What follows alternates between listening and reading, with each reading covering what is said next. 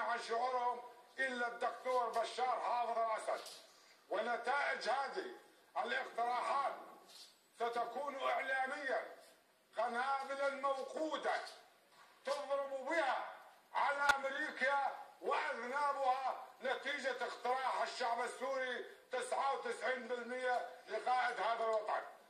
وأما المادة 39 نشكر اللجنتين ومن ساهم معهم بإلقاء الشهادة الثانوية، لأنه يوجد في الريف كثير من ممثلي الشعب لا يحملون شهادات، بل عندهم ثقافات اجتماعية تغطي على الشهادة العلمية، وأصدفهم الطبقة الكبيرة من الشعب.